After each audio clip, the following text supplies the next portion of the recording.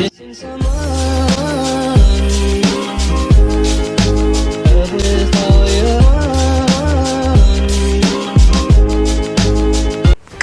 mga kapatid? Sa araw na ito ay malalaman nyo ang mga nagbabagang balita sa ating bansa. At kung bago ka pa lang sa ating channel ay huwag kalimutang i-click ang like at subscribe button, pati na rin ang notification bell para updated ka sa aking mga latest videos. Kasama ko po ngayon si Ilocos Norte 1st District Congressional Candidate Ferdinand Alexander Sandro Marcos, na ewan ko, ang tawag daw sa'yo ngayon, Sandro, buhangin. Ha? Buhangin! Ang tawag sa'yo. Sand daw. Eh kasi may fans club ka, kaya naluloka sila. Well anyway, kumusta naman ang kampanya? Ano na nangyari? Well, unang-una sa lahat naman ng nanonood and sa lahat ng mga nakikinig, thank you for taking the time. And of course, to you, maraming salamat din for having me. Ano more serious note?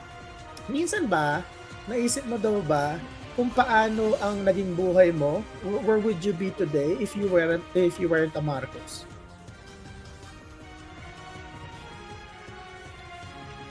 Parang kung hindi ka naging Marcos, where would you be? What would you be doing? Ganyan.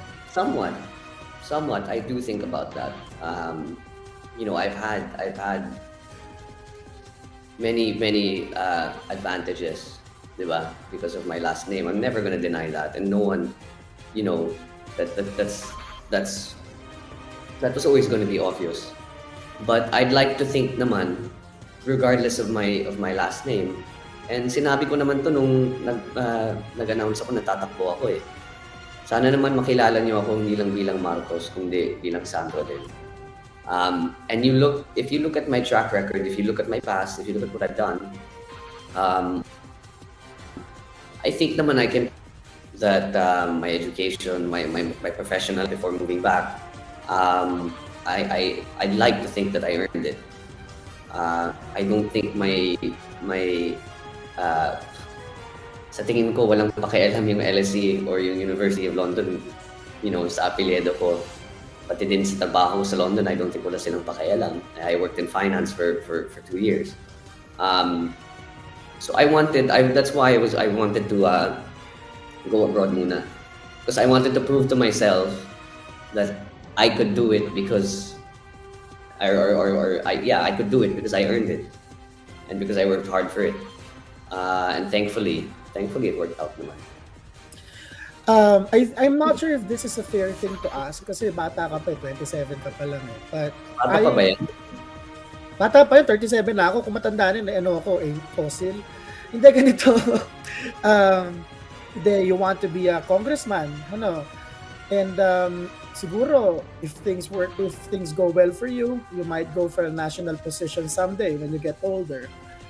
But instead of asking you kung open ka to running for a national position, because that's kind of sobrang obvious ng sagot, but well, no, not just that. So it's also medyo presumptuous yun eh. Hindi pa naman ako nanalo. Para manalo ka muna congressman bago ka mag-maxim, no? Kaya nga medyo malas, yan ang pinag-uusapan. Yeah.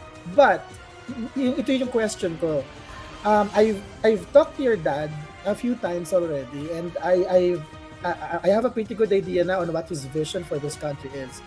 You will obviously outlive your dad. So, sabihin natin 20, 30, 40 years from now, ano yung gusto mong mabago sa Pilipinas? Ano yung gusto mong maging yung Pilipinas? What's your vision for the Filipino people?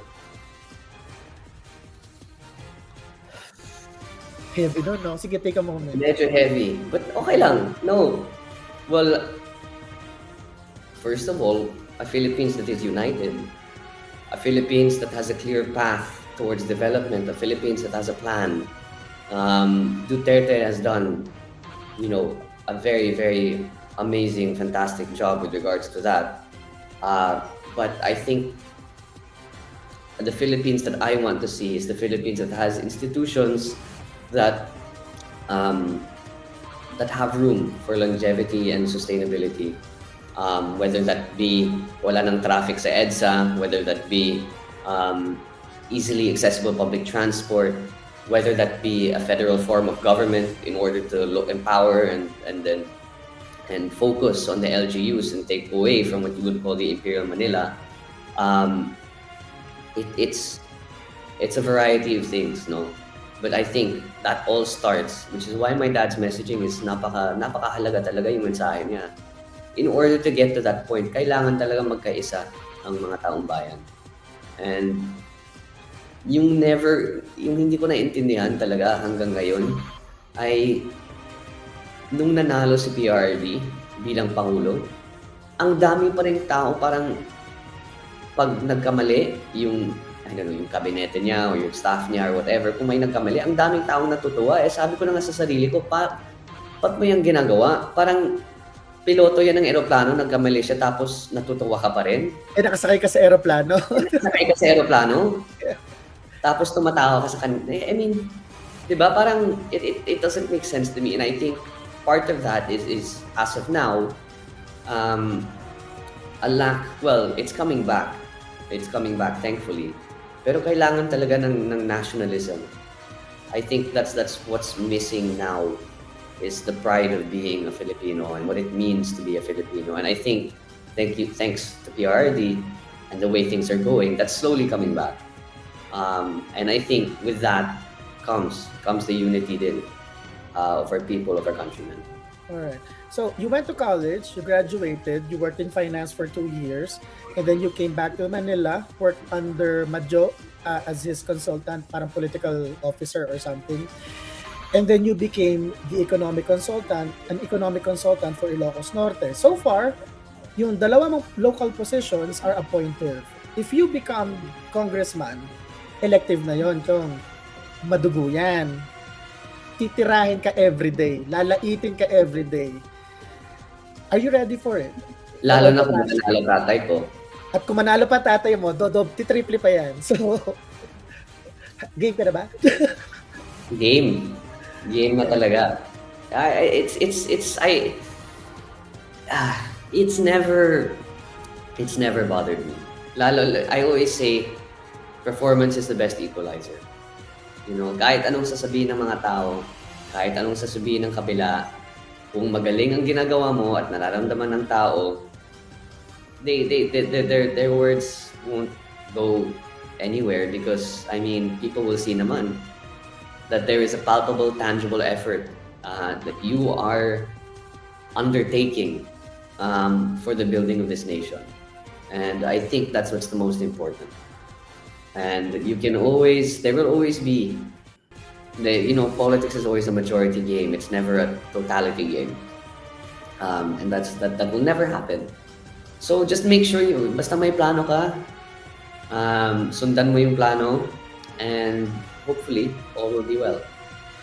I remember the last time I interviewed your dad, he said that public service is a sacrifice. And I also believe that, and you probably agree too, na ganun nga. And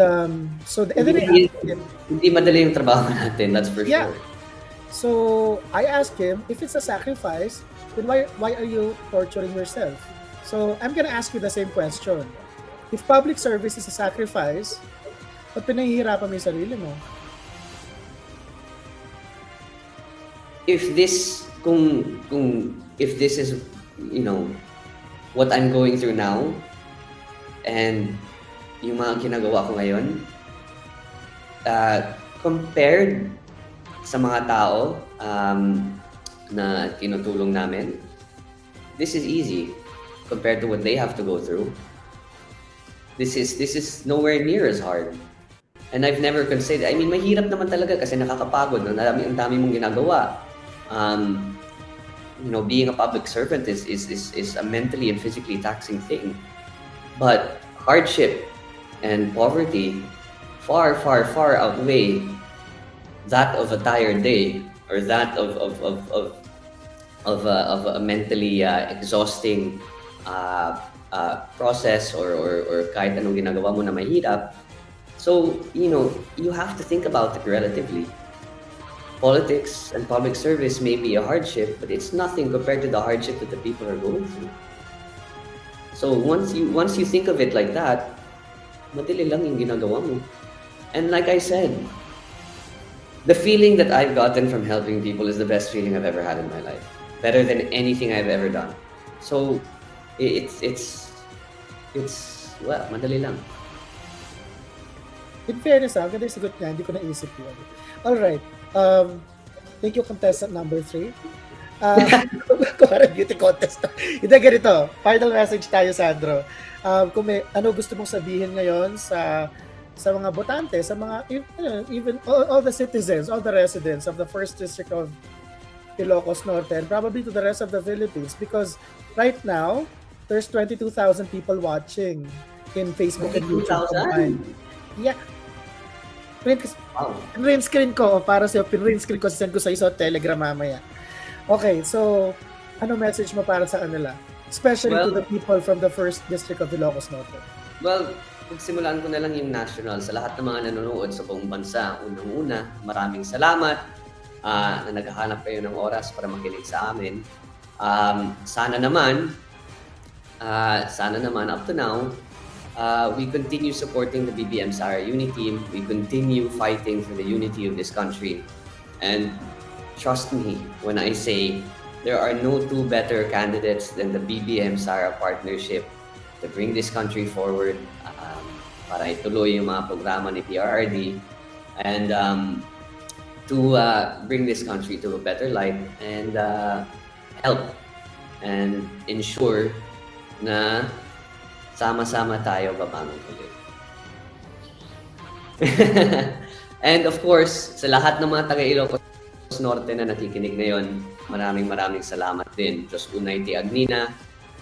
I hope that this interview has given you some insight as to my plans for the 1st District, as to my plans for the province of Ilocos Norte. At, sorry, tumawag din sa Humabol pa. Okay. And maaasahan nyo naman talaga ako na bilang isang tao na gusto pagandahin ang buhay ng ating probinsya, ng ating mga kakailian. And I hope, like I said, that this has given some clarity as to what I have planned, as to what I want to do, and that sa tingin, and hopefully it has shown that handang-handa na ako. Are you gonna be a better are you gonna be a better representative than Ria Farinas? I'm sorry? Are you gonna be a better representative than Ria Farinas? Ikaw talaga, serious yung naging chismoso tuloy, tapos you're gonna get me into trouble na naman? Alright, Ilocos Norte. Let me put it this way. Ganito na lang. Oh, yeah, go. I promise to have legislative output as a congressman. Let me put it that way. In fairness, a very British na shade yun, in all fairness to you, Sandro. Alright, so Ilocos Norte, 1st District Congressional Candidate, Ferdinand Alexander Sandro Marcos. At dyan na nga nagtatapos ang video natin sa araw na ito. Kaya mga kapatid, ano ang masasabi nyo sa balitang ito? Comment down below.